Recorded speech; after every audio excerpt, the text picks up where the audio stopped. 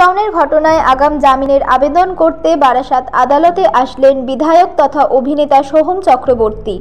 7ই June new টাউনের এক হোটেলের মালিককে মারধরের অভিযোগ উঠেছিল তৃণমূলের বিধায়ক সোহম চক্রবর্তীর বিরুদ্ধে। এই নিয়ে থানায় অভিযোগ হলেও কোনো কাজ না হওয়ায় হাইকোর্টের দ্বারস্থ হয়েছেন রেস্তোরাঁর মালিক।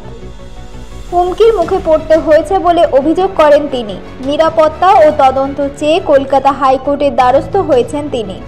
আগামীকাল আদালতে উঠবে মামলা। তার আগেই আজ সকাল 11টার সময় বারাসাত আদালতে আত্মসমর্পণ করে জামিনের আবেদন করতে আসলেন তারকা বিধায়ক সোহম চক্রবর্তী।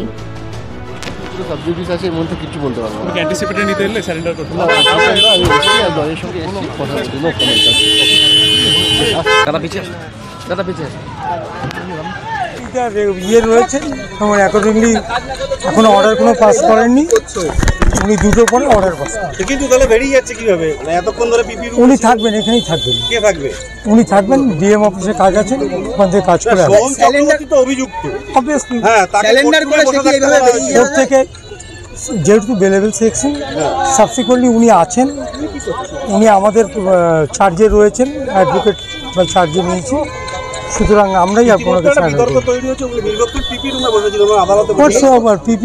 পিপি অফিসে বসে থাকতেই পারে, তাতে অসুবিধা করছে।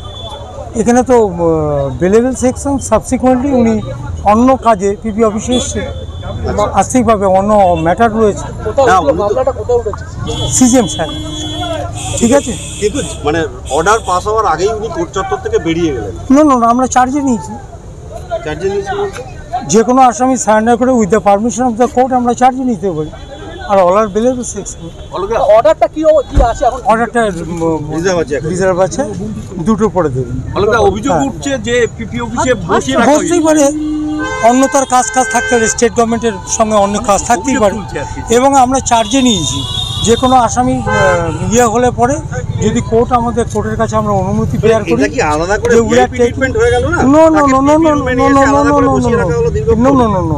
এটা আপনার ভুল বুঝছেন।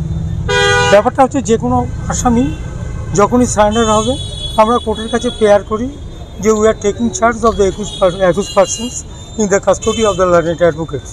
কোর্ট যদি অনুমতি দেয় আমাদের কাছে থাকে, এবং উনি সেইটি চার্জে আছেন, এবং সাবসিকুয়েন্টলি উনি পিপি অফিসে স্টেট গভর্নমেন্টের অনেক কাজ থাকতে পারে, তাই থেকেছেন, তাতে কোনো অসুবিধা নেই। Thank you.